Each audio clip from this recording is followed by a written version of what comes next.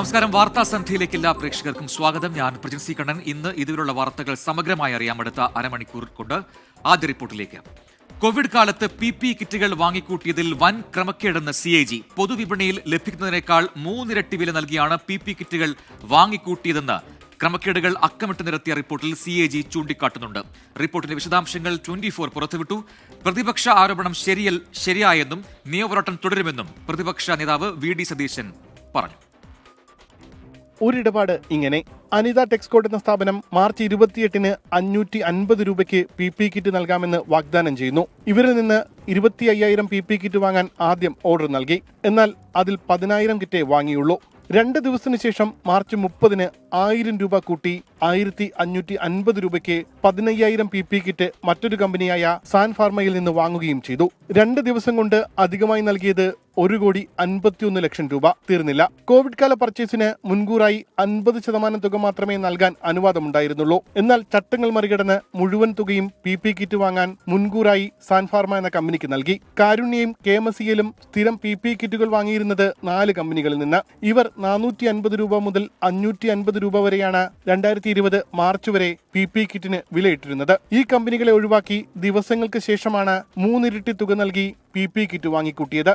March മാസത്തിന്റെ തുടക്കത്തിൽ 450 രൂപയ്ക്ക് വാങ്ങിയിരുന്ന PPE കിറ്റ് മാർച്ച് മാസം അവസാനം 1,550 രൂപയ്ക്കാണ് വാങ്ങിയത്. 5 കമ്പനികളിലായി ഇങ്ങനെ PPE കിറ്റ് വാങ്ങിക്കൂട്ടിയതിൽ 10,23 ലക്ഷം രൂപ അധിക ചിലവുണ്ടായി എന്നാണ് CAG കണ്ടെത്തൽ. പ്രതിപക്ഷ ആരോപണം ശരിവെച്ചെന്നും മുഖ്യമന്ത്രിയും അന്നത്തെ ആരോഗ്യമന്ത്രി KK ശൈലജയും മറുപടി പറയണമെന്നും പ്രതിപക്ഷ നേതാവ് VD സതീശൻ ആവശ്യപ്പെട്ടു. കോവിഡ് കാലത്തെ പർച്ചേസുകൾ മുഴുവൻ മുഖ്യമന്ത്രി കൂടി അറിഞ്ഞിട്ട് നടത്തിയതെന്നായിരുന്നു അന്നത്തെ ആരോഗ്യമന്ത്രി KK ശൈലജ പറഞ്ഞത്. അതുകൊണ്ട് തന്നെ CAG റിപ്പോർട്ടിൽ മുഖ്യമന്ത്രി കൂടി മറുപടി പറയേണ്ടി വരും. ഒപ്പം സാൻ ഫാർമ അടക്കമുള്ള കമ്പനികൾ എങ്ങനെയാണ് സർക്കാരുമായി ഇടപാടിനെത്തിയത് എന്നുള്ള കാര്യത്തിൽ വിശദമായ അന്വേഷണവും നടത്തേണ്ടി വരും. ഉമേഷ് ബാലകൃഷ്ണൻ, 24, തിരുവനന്തപുരം. സംസ്ഥാനത്ത് പൊതുജനാരോഗ്യ മേഖലയിൽ ഗുണനിലവാരം കുറവെന്ന് CAG നിരീക്ഷണം. ഡോക്ടേഴ്സ് ഉൾപ്പെടെ ജീവനക്കാരുടെ കുറവ് രൂക്ഷമാണ്. സംസ്ഥാനത്തെ റവന്യൂ ചെലവ് കൂടിയതായി വാർഷിക ധനകാര്യ പരിശോധനാ റിപ്പോർട്ടിലും പരാമർശമുണ്ട്. 2024 പൊതുജനാരോഗ്യം, വാർഷിക ധനകാര്യ പരിശോധന എന്നീ CAG റിപ്പോർട്ടുകളാണ് ഇന്ന് സഭയിൽ വെച്ചത്. പൊതുജനാരോഗ്യ മേഖലയിൽ 2022 വരെയുള്ള കണക്കുകളാണ് പരിശോധിച്ചത്.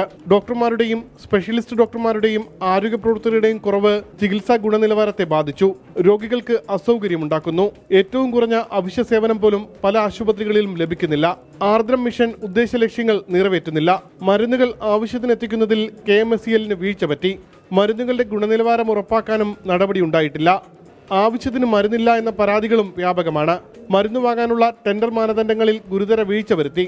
മരുന്നു കമ്പനികളിൽ നിന്ന് ഈടാക്കേണ്ട 1,64 ലക്ഷം രൂപയുടെ പിഴ KMCL ഈടാക്കിയില്ല എന്നും CAG കണ്ടെത്തി. 2023-24 വർഷത്തെ CAGയുടെ വാർഷിക ധനകാര്യ പരിശോധനാ റിപ്പോർട്ട് പ്രകാരം സംസ്ഥാനത്തെ റവന്യൂ ചെലവ് കൂടി. 0.48% കൂടിയത്. മൂലധന ചെലവ് 2.94% കുറഞ്ഞു. GST വരുമാനം 3.56% കൂടിയെന്നും CAG കണ്ടെത്തി. 24, തിരുവനന്തപുരം. പാലക്കാട് ഏലപ്പുള്ളിയിലെ വൻകിട മദ്യനിർമ്മാണശാലയ്ക്ക് NOC നേടിയത് ജല അതോറിറ്റിയെ തെറ്റിദ്ധരിപ്പിച്ചെന്ന് വെളിപ്പെടുത്തൽ. ഓയിൽ കമ്പനിയുമായുള്ള ചർച്ചയ്ക്കെന്ന പേരിലാണ് ഒയാസിസ് അനുമതി നേടിയതെന്ന് എക്സിക്യൂട്ടീവ് എഞ്ചിനീയർ പറഞ്ഞു. പദ്ധതിക്കെതിരെ CPI പ്രാദേശിക ഘടകം രംഗത്തെത്തിയപ്പോൾ ആരുടെയും അതൃപ്തി കാര്യമാക്കുന്നില്ലെന്നായിരുന്നു CPM സംസ്ഥാന സെക്രട്ടറി MV ഗോവിന്ദന്റെ പ്രതികരണം. എലപ്പുള്ളിയിലെ മദ്യനിർമ്മാണശാല സംബന്ധിച്ച് ഒയാസിസ് കമ്പനി വാട്ടർ അതോറിറ്റിയെയും കബളിപ്പിച്ചെന്നാണ് പുറത്തുവരുന്ന വിവരങ്ങൾ. ജലം നൽകാമെന്ന് മദ്യ കമ്പനിക്ക് വാട്ടർ അതോറിറ്റി ഉറപ്പു നൽകിയിട്ടില്ല. ഓയിൽ കമ്പനിയുമായുള്ള ചർച്ചയ്ക്കെന്ന പേരിലാണ് ഒയാസിസ് അനുമതി തേടിയതെന്ന് എക്സിക്യൂട്ടീവ് എഞ്ചിനീയർ EN സുരേന്ദ്രൻ. നമ്മളത് അവർക്ക് കൊടുക്കാമെന്നൊരു ഉറപ്പ് നമുക്ക് കൊടുക്കാൻ പറ്റില്ല. മദ്യനിർമ്മാണശാല പദ്ധതിയുമായി ബന്ധപ്പെട്ട് എക്സിക്യൂട്ടീവ് എഞ്ചിനീയറെ ഉപരോധിക്കാനെത്തിയ BJP നേതാക്കളും പോലീസും തമ്മിൽ ഏറെ നേരം ഉന്തും തള്ളുമുണ്ടായി.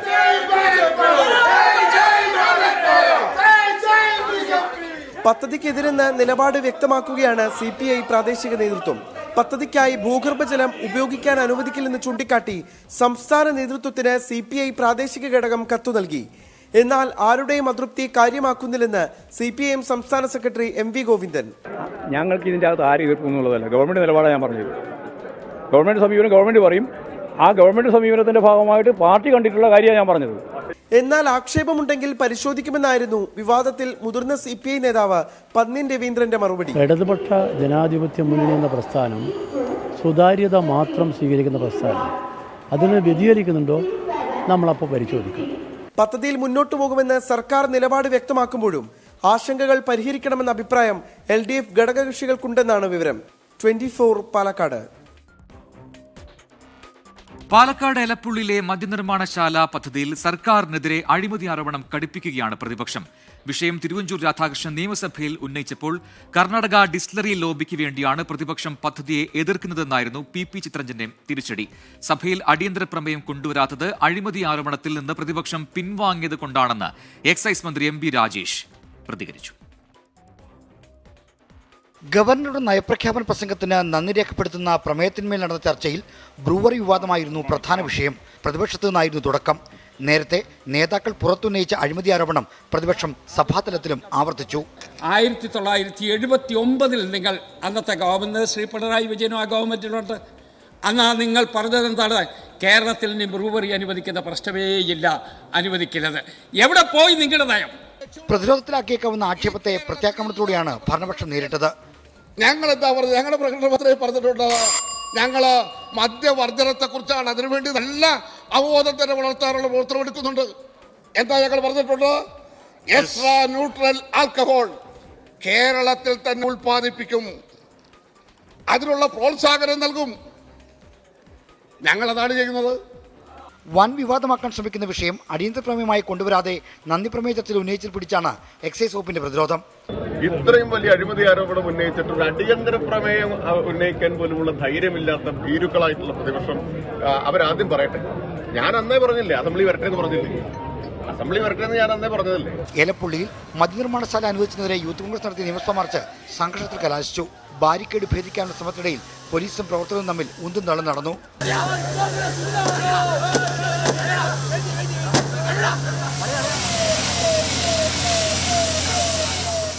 തിരുവനന്തപുരം. കൂത്താട്ടുകുളം നഗരസഭയിലെ അവിശ്വാസ പ്രമേയത്തിനിടെ കൌൺസിലർ കലാരാജുവിനെ തട്ടിക്കൊണ്ടുപോയ സംഭവത്തിൽ 4 CPIM പ്രവർത്തകർ റിമാൻഡിൽ. ബ്രാഞ്ച് സെക്രട്ടറി അടക്കമുള്ളവരാണ് റിമാൻഡിലായത്. അതേസമയം ആരോഗ്യ പ്രശ്നങ്ങളെ തുടർന്ന് കലാരാജു കോലഞ്ചേരി മാജിസ്ട്രേറ്റ് കോടതിയിലെത്തി രഹസ്യമൊഴി നൽകിയില്ല. CPIM ബ്രാഞ്ച് സെക്രട്ടറി അരുൺ, പ്രവർത്തകരായ ടോണി, റിൻസ്, സജിത്ത് എന്നിവരെയാണ് പിടികൂടിയത്. ഇവരെ കോടതി റിമാൻഡ് ചെയ്തു. മറ്റുള്ളവർ മുൻകൂർ ജാമ്യത്തിനായി ഹൈക്കോടതിയെ സമീപിച്ചേക്കും. കോലഞ്ചേരി മജിസ്ട്രേറ്റ് കോടതിയിലെത്തി രഹസ്യമൊഴി നൽകാനായിരുന്നു കൌൺസിലർ കലാരാജുവിന് പ്രത്യേക അന്വേഷണ സംഘത്തിന് നിർദ്ദേശം. ആരോഗ്യ പ്രശ്നങ്ങളെ തുടർന്ന് കലാരാജു രഹസ്യമൊഴി നൽകാനായി എത്തിയില്ല. നിലവിൽ കടവന്ത്ര ഇന്ദിരാഗാന്ധി സഹകരണ ആശുപത്രിയിൽ ചികിത്സയിൽ തുടരുകയാണ് കല. പോലീസ് നോക്കി നിൽക്കെ തന്നെ തട്ടിക്കൊണ്ടുപോയതിൽ കൂടുതൽ അറസ്റ്റ് നടപടികളിലേക്ക് കടക്കണമെന്ന ആവശ്യത്തിലാണ് കലാരാജു. അതേസമയം തട്ടിക്കൊണ്ടുപോകലിന് പിന്നിൽ കോൺഗ്രസ് എന്ന് ആവർത്തിക്കുകയാണ് CPIM. കോൺഗ്രസിന്റെ തട്ടിക്കൊണ്ടുപോയത്. കാരണം കോൺഗ്രസിന്റെ ഭാഗത്തല്ലേ ആളെ പിടിക്കൊണ്ടുപോയത്. അത് നേരത്തെ പറഞ്ഞല്ലോ, ജില്ലാ സെക്രട്ടറി തന്നെ പറഞ്ഞല്ലോ, അവിടെ CPIMന്റെ ഭാഗമായി നിൽക്കുന്ന ഒരാളെ തട്ടിക്കൊണ്ടുപോയതാണ്. കോൺഗ്രസിനെതിരെ രൂക്ഷ വിമർശനങ്ങളാണ് CPIM ഏരിയ സെക്രട്ടറി വാർത്താ സമ്മേളനത്തിൽ വ്യക്തമാക്കിയത്. പിന്നാലെ കൂത്താട്ടുകുളത്ത് CPIM ഏരിയ കമ്മിറ്റിയുടെ നേതൃത്വത്തിൽ രാഷ്ട്രീയ വിശദീകരണ യോഗം സംഘടിപ്പിച്ചിട്ടുണ്ട്. 24 കൊച്ചി. കൂത്താട്ടുകുളത്തെ തട്ടിക്കൊണ്ടുപോകൽ സംഭവത്തിൽ നിയമസഭയിലും ഇന്ന് നാടകീയ സംഭവങ്ങളുണ്ടായി. കൂത്താട്ടുകുളത്തെ പോലീസ് നടപടികളെ മുഖ്യമന്ത്രി പിണറായി വിജയൻ ന്യായീകരിച്ചു. ഭരണപക്ഷം അഭിനവ ദുശാസനന്മാരാണെന്ന് പ്രതിപക്ഷ നേതാവ് VD സതീശൻ പരിഹസിച്ചു. താൻ സംസാരിക്കുന്നതിനിടയിൽ ഭരണപക്ഷം ബഹളം വച്ചതിൽ പ്രകോപിതനായ VD സതീശൻ പേപ്പറുകൾ വലിച്ചെറിഞ്ഞു. പിറവം MLA അനൂപ് ജേക്കബാണ് കൂത്താട്ടുകുളം തട്ടിക്കൊണ്ടുപോകൽ അടിയന്തര പ്രമേയ നോട്ടീസിലൂടെ നിയമസഭയിൽ ഉന്നയിച്ചത്. CPIM കൗൺസിലർക്കെതിരെ സ്വന്തം പാർട്ടിക്കാർ നടത്തിയത് സമാനതകളില്ലാത്ത അധിക്ഷേപമാണ്. ഇതാണോ മുഖ്യമന്ത്രി പറയുന്ന സ്ത്രീസുരക്ഷയെന്നായിരുന്നു അനൂപ് ജേക്കബിന്റെ ചോദ്യം. പോലീസ് നോക്കി നിൽക്കുമ്പോഴാണ് എല്ലാം നടന്നതെന്നും അനൂപ് ജേക്കബ് ആരോപിച്ചു. തെറ്റ് ചെയ്തവർക്കെതിരെ നടപടിയുണ്ടാകുമെന്ന് മുഖ്യമന്ത്രി മറുപടി നൽകി. UDF സ്വാധീനത്തിന് വഴങ്ങിയ കൗൺസിലർ കലാരാജു രാജിവെക്കയിലെ ചെയ്യേണ്ടതെന്ന് പറഞ്ഞ് കാലുമാറ്റമാണ് പ്രശ്നങ്ങൾ കാരണമെന്ന് ന്യായീകരിക്കാനും മുഖ്യമന്ത്രി ശ്രമിച്ചു. കോൺഗ്രസിന് ഇത് അംഗീകരിക്കാൻ കഴിയും. സാധാരണഗതിയിൽ ഏതൊരംഗവും അങ്ങനെ പോകുന്നുണ്ടെങ്കിൽ രാജിവെച്ച് പോകേണ്ടതല്ലേ? കാലുമാറ്റമുണ്ടായാൽ തട്ടിക്കൊണ്ടുപോകലാണോ പരിഹാരമെന്നായിരുന്നു പ്രതിപക്ഷ നേതാവിന്റെ ചോദ്യം. സ്വന്തം പാർട്ടിക്കാരിയായ സ്ത്രീയോട് ഇങ്ങനെയാണ് ചെയ്തതെങ്കിൽ മറ്റുള്ള സ്ത്രീകളോട് എന്താകും സമീപനം? സ്ത്രീ സുരക്ഷയുടെ കാര്യത്തിൽ മുഖ്യമന്ത്രിയുടെ വാക്കും പഴയ ചാക്കും ഒരുപോലെയാണെന്നും പ്രതിപക്ഷ നേതാവ് പരിഹസിച്ചു. നിങ്ങൾ ബഹളമുണ്ടാക്കുമ്പോൾ നിങ്ങൾ ചരിത്രത്തിൽ അഭിനവ ദുശാസന്മാരായി മാറും എന്ന് മറക്കണ്ട. പ്രസംഗം ഭരണപക്ഷം ആവർത്തിച്ച് തടസ്സപ്പെടുത്തിയതോടെ പ്രതിപക്ഷ നേതാവ് ക്ഷുഭിതനായി.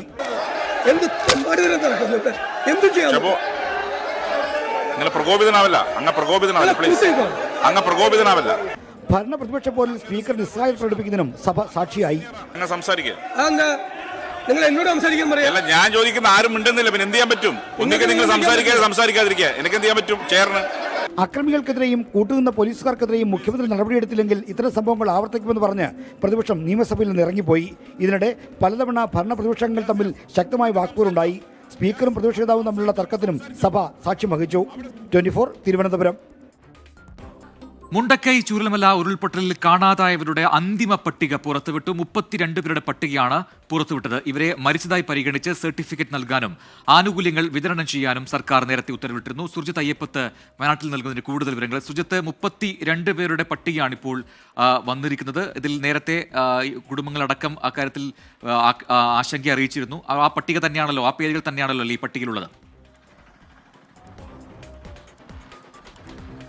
തീർച്ചയായും 32 പേരെയാണ് ഇനി കണ്ടെത്താനുള്ളത്. അവർ മരിച്ചതായി കണക്കാക്കാനുള്ള നടപടികളിലേക്ക് കടക്കുന്നു സർക്കാർ. അതിന്റെ ആദ്യഘട്ടം എന്നുള്ള നിലയിൽ തന്നെയാണ് ഈ പട്ടിക പുറത്ത് വിട്ടിരിക്കുന്നത്. ഇത് തയ്യാറാക്കിയത്, ഇതിന്റെ അന്തിമ ലിസ്റ്റ് തയ്യാറാക്കിയിരിക്കുന്നത് മേപ്പാടി പഞ്ചായത്ത് സെക്രട്ടറി, ഒപ്പം തന്നെ മേപ്പാടി സ്റ്റേഷൻ ഹൗസ് ഓഫീസർ, അതോടൊപ്പം വെള്ളരിമല വില്ലേജ് ഓഫീസർ എന്നിവർ ചേർന്നാണ് തയ്യാറാക്കിയത്. ഇത് DDMA ഈ പട്ടികയ്ക്ക് അംഗീകാരം നൽകുകയും ചെയ്തു. ഇതിൽ 32 പേരെയാണ് കാണാതായിട്ടുള്ളത്. അവർ മരിച്ചതായി കണക്കാക്കാനുള്ള അത്തരത്തിലുള്ള നീക്കമാണ് ഇപ്പോൾ നടന്നുകൊണ്ടിരിക്കുന്നത്. മുണ്ടക്കയിൽ നിന്നും ഇതിൽ പട്ടികയിൽ ഉൾപ്പെട്ടിട്ടുള്ളത് 13 പേരാണ്. ഒപ്പം ചൂരൽമലയിൽ നിന്ന് 14 പേരും ഉൾപ്പെട്ടിട്ടുണ്ട്. ചില ഇതര സംസ്ഥാന തൊഴിലാളികളും ഈ കാണാതായവരുടെ പട്ടികയിൽ ഉൾപ്പെടുന്നുണ്ട്. അതിൽ ബീഹാർ സ്വദേശികളുണ്ട് 3 പേർ, ഒപ്പം ഒഡീഷ സ്വദേശികളും 3 പേർ ഉണ്ട്. മേപ്പാടി സ്വദേശികളായ 2 പേരെയും കണ്ടുകിട്ടാൻ ഉണ്ട്. ഇവരുടെ പട്ടികയാണ് ഇപ്പോൾ തയ്യാറാക്കിയിരിക്കുന്നത്. ഇവരെ മരിച്ചതായി പരിഗണിച്ച് സർട്ടിഫിക്കറ്റ് അടക്കമുള്ള ആനുകൂല്യങ്ങൾ നൽകാനുള്ള നീക്കമാണ് ഇപ്പോൾ നടക്കുന്നത്. അതുമായി ബന്ധപ്പെട്ടുള്ള ഗവൺമെന്റ് ഓർഡർ പുറത്തിറങ്ങിയതുമാണ്. ഈ ജില്ലാ ദുരന്ത നിവാരണ അതോറിറ്റി ഈ പട്ടിക നേരെ ഇനി സംസ്ഥാന തലത്തിലേക്ക് കൈമാറും. സംസ്ഥാന തല സമിതി ഇത് പരിശോധന പൂർത്തിയാക്കും. ആ പരിശോധനയ്ക്ക് ശേഷമാകും ആനുകൂല്യങ്ങൾ ലഭ്യമാക്കാനും ഒപ്പം തന്നെ ഈ മരണ സർട്ടിഫിക്കറ്റ് കൈമാറുന്നത് ഉൾപ്പെടെയുള്ള നടപടികളിലേക്ക് സർക്കാർ കടക്കുക. സുജിത്ത് അയ്യപ്പത്താണ് വയനാട്ടിൽ നിന്ന് വിശദാംശങ്ങൾ നൽകിയത്. മറ്റൊരു റിപ്പോർട്ടിലേക്ക്. നാളത്തെ സർക്കാർ ജീവനക്കാരുടെ പണിമുടക്കിനെ ചൊല്ലി CPIM CPI അനുകൂല സർവീസ് സംഘടനകൾ തമ്മിൽ പോര്. അന്തിച്ചന്തയ്ക്ക് പോലും ആളില്ലാത്ത സംഘടനകളാണ് സമരം നടത്തുന്നതെന്ന് സെക്രട്ടേറിയറ്റ് എംപ്ലോയീസ് അസോസിയേഷന്റെ പരിഹാസം. CPI അനുകൂല സർവീസ് സംഘടന ജോയിന്റ് കൌൺസിലിനെ ഇത് ചൊടിപ്പിക്കുകയും ചെയ്തു. ജോയിന്റ് കൌൺസിലിനൊപ്പം പ്രതിപക്ഷ സംഘടനകൾ കൂടി പണിമുടക്ക് പ്രഖ്യാപിച്ചതോടെ നാളെ സർക്കാർ ഓഫീസുകളുടെ പ്രവർത്തനം തടസ്സപ്പെടും. നാളെയാണ് ജോയിന്റ് കൌൺസിലിന് കീഴിലുള്ള സർവീസ് സംഘടനകൾ പണിമുടക്ക് പ്രഖ്യാപിച്ചിരിക്കുന്നത്. ഈ മാസം 3 തന്നെ പങ്കാളിത്ത പെൻഷൻ പിൻവലിക്കുക, ശമ്പള പരിഷ്കരണ, DA കുടിശ്ശിക അനുവദിക്കുക തുടങ്ങിയ ആവശ്യങ്ങൾ ഉന്നയിച്ച് ചീഫ് സെക്രട്ടറിക്ക് നോട്ടീസ് നൽകിയിരുന്നു. എന്നാൽ ഡയസ്നോൺ പ്രഖ്യാപിച്ചതല്ലാതെ സമരസംഘടനകളെ ചർച്ചയ്ക്ക് വിളിക്കാൻ സർക്കാർ തയ്യാറായില്ല. ഭരണമുന്നണിയിലെ കക്ഷിയുടെ സർവീസ് സംഘടന തന്നെ സർക്കാരിനെതിരെ സമരം പ്രഖ്യാപിച്ചതോടെയാണ് സെക്രട്ടേറിയറ്റ് എംപ്ലോയീസ് അസോസിയേഷൻ പരിഹസിച്ച് നോട്ടീസ് ഇറക്കിയത്. ആളില്ലാ സംഘടനകളാണ് സമരം നടത്തുന്നതെന്നും ചില അതിവിപ്ലവകാരികൾ കൊങ്ങി സംഖ്യകൾക്കൊപ്പം തോളിൽ കൈയിട്ട് സമരം നടത്തുന്നുവെന്നുമാണ് പരിഹാസം.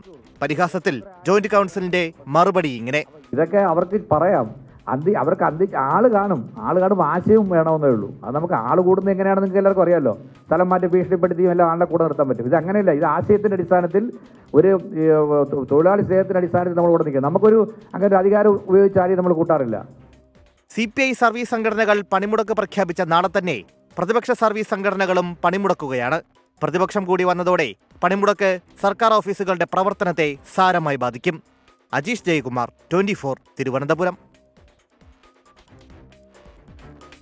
ഛത്തീസ്ഗഡ് ഗാരിയബന്ദ് ഏറ്റുമുട്ടലിൽ 16 മാവോയിസ്റ്റുകളെ സുരക്ഷാ സേന വധിച്ചു. ഇവരിൽ നിന്ന് ആയുധങ്ങൾ കണ്ടെടുത്തു.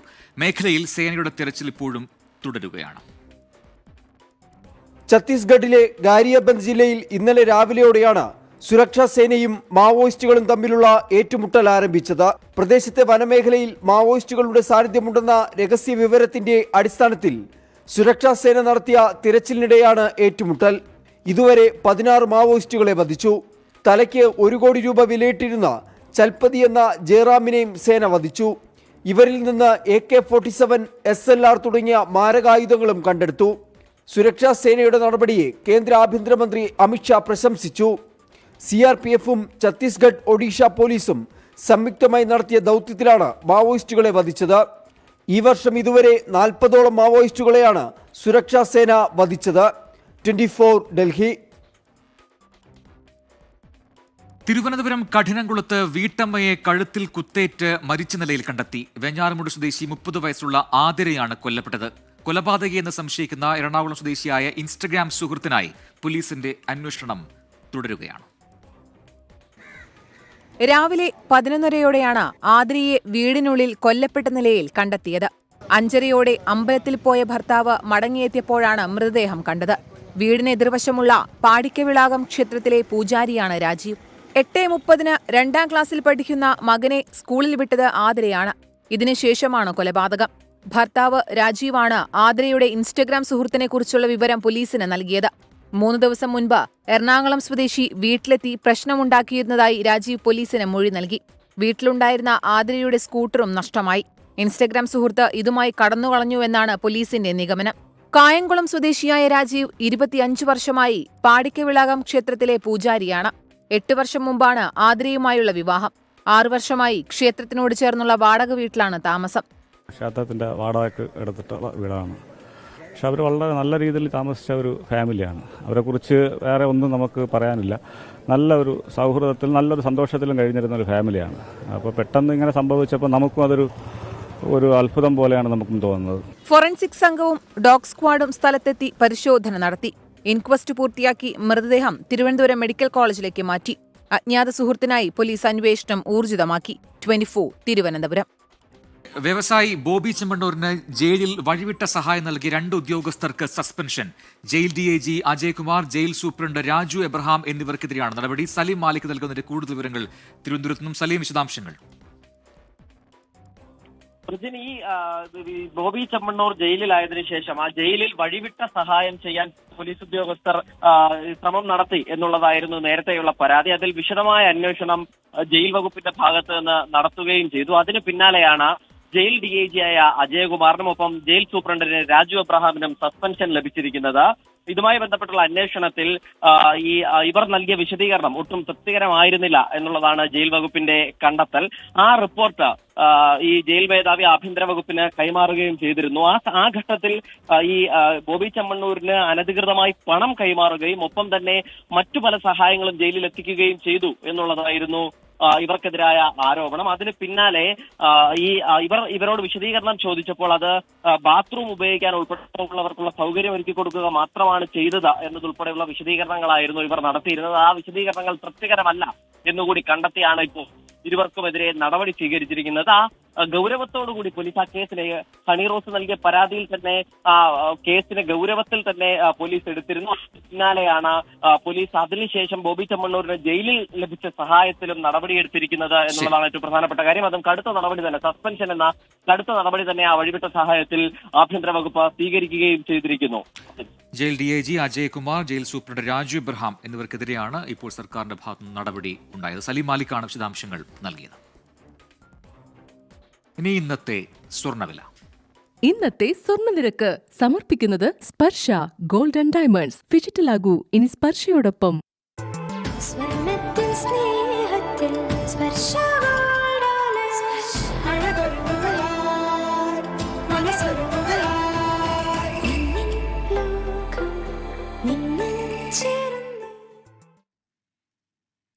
വാർത്താസന്ധ്യ പൂർത്തിയാവുന്നു.